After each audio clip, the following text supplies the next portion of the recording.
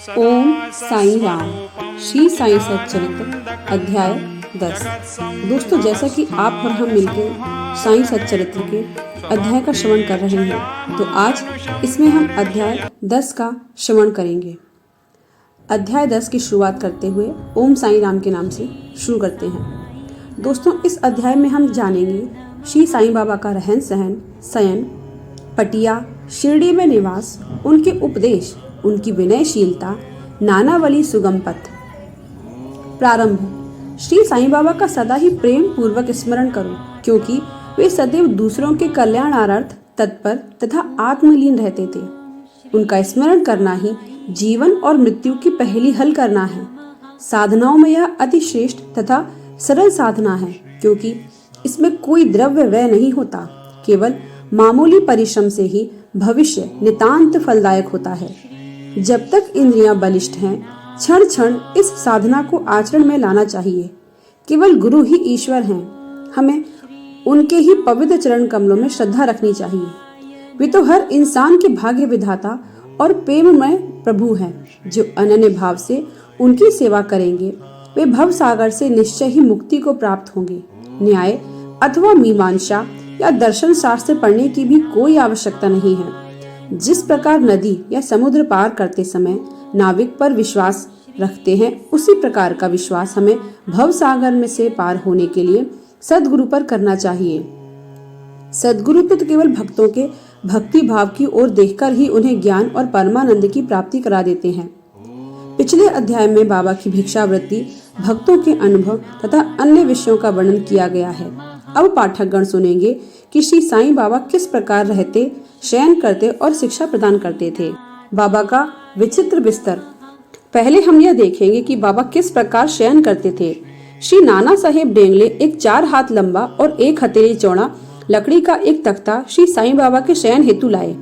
तख्ता कहीं नीचे रखकर उस पर सोते। ऐसा ना कर बाबा ने पुरानी चिंदियों से मस्जिद की बल्ली से उसे झूले के समान बांधकर उस पर शयन करना प्रारंभ कर दिया। चिंदियों की बिल्कुल पतली और कमजोर होने के कारण लोगों को उसका झूला बनाना एक पहेली सा बन गया था। चिंदियां तो केवल तख्ते का भार भी सहन नहीं कर सकती थी, फिर भी बाबा के शरीर का भार किस प्रकार सहन कर सकेंगी। जिस प्रकार भी हो, यह तो राम ही जाने, परंतु वह तो बाबा की एक लीला थी। जो फटी चिंदियां तख्ते तथा बाबा का भार संभाल रही थी। बाबा के तख्ते पर बैठे या शयन करते हुए देखकर देवताओं को भी दुर्लभ दृश्य था। सब आश्चर्यचकित थे कि बाबा किस प्रकार तख्ते पर चढ़ते होंगे और किस प्रकार नीचे उतरते होंगे। कौतूहलवश लोग इस रहस्य उद्घाटन के लिए हेतु दृष्टि लगाए रहते थे, परंतु यह समझने में कोई भी सफल न हो सका और इस रहस्य को जानने के लिए भीड़ उत्तरोत्तर बढ़ने लगी। इस कारण बाबा ने एक दिन तख्ता तोड़कर बाहर फेंक दिया। यद्यपि बाबा को अष्ट सिद्धियां प्राप्त थी, परंतु उन्होंने कभी भी उनका प्रयोग नहीं किया और न कभी उनकी इच्छा ही हुई। वे तो स्वतः ही स्वाभाविक रूप से पूर्णता प्राप्त होने के कारण उनके पास आ गई थी। ब्रह्म का सगुण अवतार। बाह्य दृष्टि से श्री साईं बाबा 3.5 हाथ लंबे एक सामान्य पुरुष थे, फिर भी प्रत्येक के हृदय में विराजमान थे। अंदर से वे आसक्ति रहित और स्थिर थे, परंतु बाहर से जन कल्याण के लिए सदैव चिंतित रहते थे। अंदर वे संपूर्ण रूप से निस्वार्थी थे। भक्तों के निमित्त उनके हृदय में परम शांति विराजमान थी, परंतु बाहर से संसार में उलझे हुए दिखलाई पड़ते थे। वे कभी प्रेम दृष्टि से देखते तो कभी पत्थर मारते, कभी गालियां देते और कभी हृदय से लगाते थे। वे गंभीर, शांत और सहनशील थे। वे सदा दृढ़ और आत्मलीन रहते थे और अपने भक्तों का सदैव उचित ध्यान रखते थे। वे सदा एक आसन पर ही विराजमान थे। वे कभी यात्रा को नहीं निकले। उनका दंड एक छोटी सी लकड़ी थी, जिसे वे सदैव पास संभाल कर रखते थे। विचार शून्य होने के कारण वे शांत थे। उन्होंने कंचन और कीर्ति की कभी चिंता नहीं की तथा सदा ही भिक्षावृत्ति द्वारा निर्वाह करते रहते थे। उनका जीवन ही इस प्रकार का था। अल्लाह मालिक सदैव उनके होठों पर रहता था। उनका भक्तों पर विशेष और अटूट प्रेम था। वे आत्मज्ञान की खान और परम दिव्य स्वरूप थे। श्री साईं बाबा का दिव्य स्वरूप इस तरह का था कि एक अपरिमित, अनंत और सत्य और अपरिवर्तनशील सिद्धांत, जिसके अंतर्गत यह सारा विश्व है, श्री साईं बाबा में आविर्भूत हुआ था। यह अमूल्य निधि केवल सत्व गुण संपन्न और भाग्यशाली भक्तों को ही प्राप्त हुई। जिन्होंने श्री साईं बाबा को केवल मनुष्य या सामान्य पुरुष समझा या समझते हैं, वे यथार्थ में अभागे थे या हैं। श्री साईं बाबा के माता पिता तथा उनकी जन्म तिथि का ठीक ठाक पता किसी को भी नहीं है, तो भी उनके शिरडी में निवास के द्वारा इसका अनुमान लगाया जा सकता है। जब पहले बाबा शिरडी में आए थे तो उस समय उनकी आयु केवल 16 वर्ष की थी। वे शिरडी में 3 वर्ष तक रहने के बाद फिर कुछ समय के लिए अंतर ध्यान हो गए। कुछ काल के उपरांत वे औरंगाबाद के समीप निजाम स्टेट में प्रकट हुए और चांद पाटिल की बारात के साथ पुनः शिरडी पधारे। उस समय उनकी आयु 20 वर्ष की थी। उन्होंने लगातार 60 वर्षों तक शिरडी में निवास किया और सन 1918 में महासमाधि ग्रहण की। इन तथ्यों के आधार पर हम कह सकते हैं कि उनकी जन्मतिथि सन 1838 के लगभग थी। बाबा का ध्येय और उपदेश। 17वीं शताब्दी 1608 से 1681 में संत रामदास प्रकट हुए और उन्होंने यवनों से गायों और ब्राह्मणों की रक्षा करने का कार्य सफलतापूर्वक किया। परंतु 2 शताब्दियों के व्यतीत हो जाने के बाद हिंदू और मुसलमान में वैमनस्य बढ़ गया और इसे दूर करने के लिए श्री साईं बाबा प्रकट हुए। उनका सभी के लिए यही उपदेश था कि राम जो हिंदुओं का भगवान है और रहीम जो मुसलमानों का खुदा है, एक ही हैं और उनमें किंचित मात्र भी भेद नहीं है। फिर तुम उनके अनुयायी क्यों पृथक पृथक रहकर परस्पर झगड़ते हो? अज्ञानी बालकों, दोनों जातियां एकता का ध्येय प्राप्त करो। कलह और विवाद व्यर्थ हैं, इसलिए न झगड़ा करो और न परस्पर प्राण घातक ही बनो। सदैव अपने हित तथा कल्याण का विचार करो। श्री हरि तुम्हारी रक्षा अवश्य करेंगे। योग, वैराग्य, तप, ज्ञान आदि ईश्वर के समीप पहुंचने के मार्ग हैं। तुम्हारी कोई कितनी ही निंदा क्यों न करे, तुम उसका प्रतिकार ना करो। यदि कोई शुभ कर्म करने की इच्छा है तो सदैव दूसरों की भलाई करो।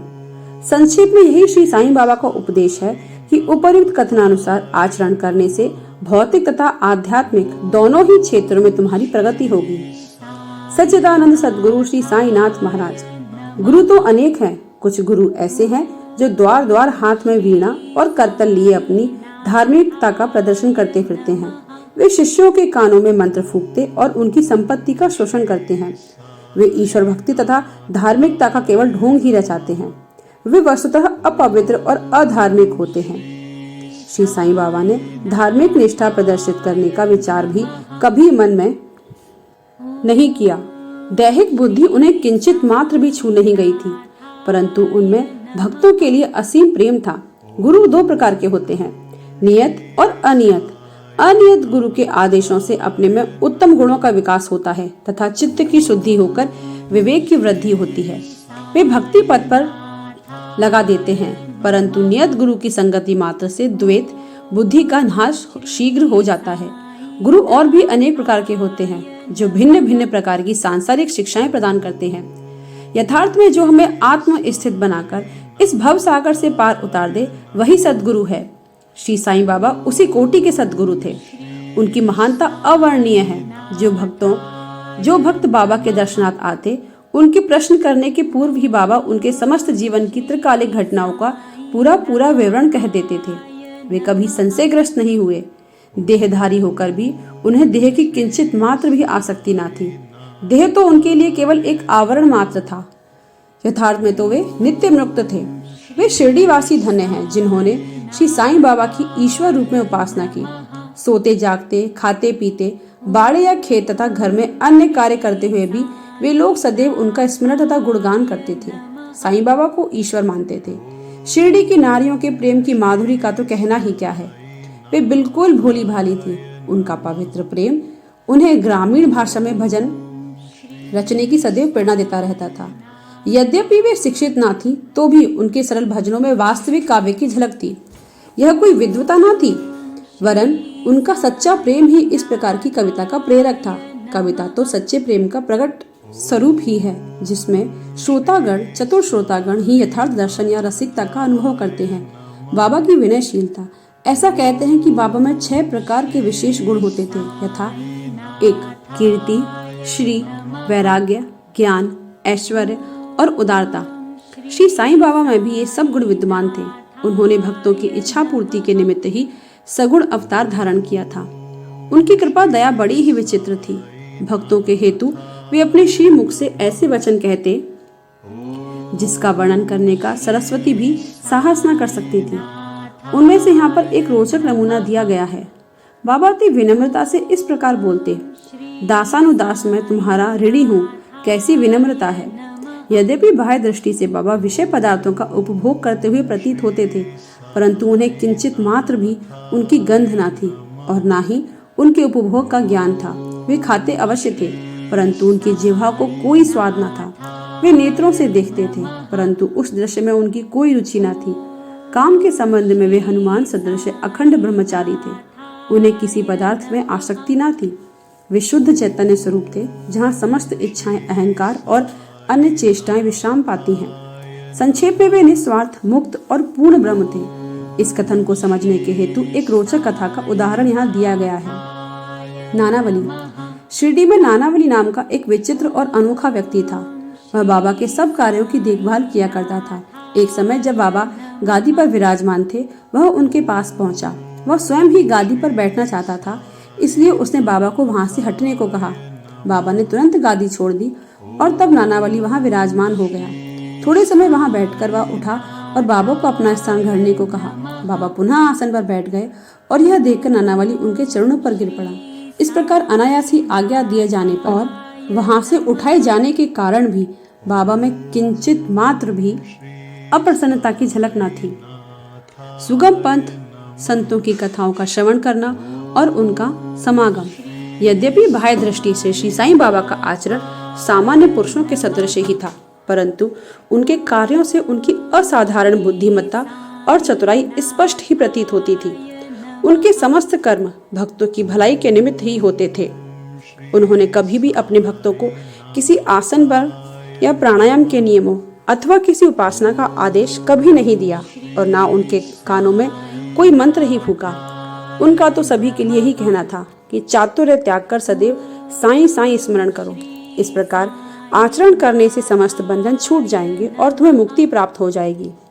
मन का कार्य विचार करना है, बिना विचार किए वह एक क्षण भी नहीं रह सकता। यदि तुम उसे किसी विषय में लगा दोगे तो वह उसी का चिंतन करने लगेगा, और यदि उसे गुरु को अर्पण कर दोगे तो वह गुरु के संबंध में ही चिंतन करता रहेगा। आप लोग बहुत ध्यान पूर्वक श्री साईं की महानता और श्रेष्ठता श्रवण कर चुके हैं। वे कथाएं सांसारिक भय को निर्मूल कर आध्यात्मिक पथ पर आरूढ़ करती हैं। इसलिए इन कथाओं का हमेशा श्रवण और मनन करो तथा आचरण में भी लाओ। सांसारिक कार्यों में लगे रहने पर भी अपना चित्त और साईं और उनकी कथाओं में लगाए रहो, तब तो यह निश्चित ही है कि कृपा अवश्य करेंगे। यह मार्ग अति सरल होने पर भी क्या कारण है कि सब कोई इसका अवलंबन नहीं करते। कारण केवल यह है कि ईश कृपा के अभाववश लोगों में संत कथाएं श्रवण करने की रुचि उत्पन्न नहीं होती। ईश्वर की कृपा से ही प्रत्येक कार्य सुचारू एवं सुंदर ढंग से चलता है। संतों की कथाओं का श्रवण ही संत समागम सदृश है। संत सानिध्य का महत्व अति महान है। उसे दैहिक बुद्धि, अहंकार और जन्म मृत्यु के चक्र में मुक्ति मिल जाती है। हृदय की समस्त ग्रंथियां खुल जाती हैं और ईश्वर से मिलन हो जाता है, जो चैतन्य घन स्वरूप है। विषयों से निश्चय ही विरक्ति बढ़ती जाती है तथा दुखों और सुखों में स्थिर रहने की शक्ति प्राप्त हो जाती है और आध्यात्मिक उन्नति सुलभ हो जाती है। यदि तुम कोई साधन जैसे नाम स्मरण, पूजन या भक्ति इत्यादि नहीं करते, परंतु अनन्य भाव से केवल संतों के ही शरणागत हो जाओ, तो वे तुम्हें आसानी से भव सागर के पार उतार देंगे। इसी कार्य के निमित्त ही संत विश्व में प्रकट होते हैं।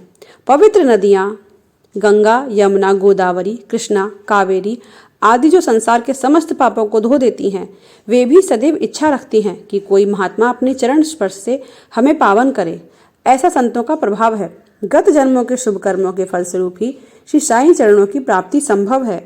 मैं श्री साईं के मोह विनाशक चरणों का ध्यान कर यह अध्याय समाप्त करता हूँ। उनका स्वरूप कितना सुंदर और मनमोहक है। मस्जिद के किनारे पर खड़े हुए वे सब भक्तों को उनके कल्याणार्थ उदी वितरण किया करते हैं, जो इस विश्व को मिथ्या मानकर सदा आत्मानंद में निमग्न रहते थे। ऐसे सच्चिदानंद श्री साईं महाराज के चरण कमलों में मेरा बार बार नमस्कार है। श्री सद्गुरु साईनाथार्पणमस्तु। शुभम। धन्यवाद दोस्तों, मिलते हैं अगले वीडियो में। शुक्रिया।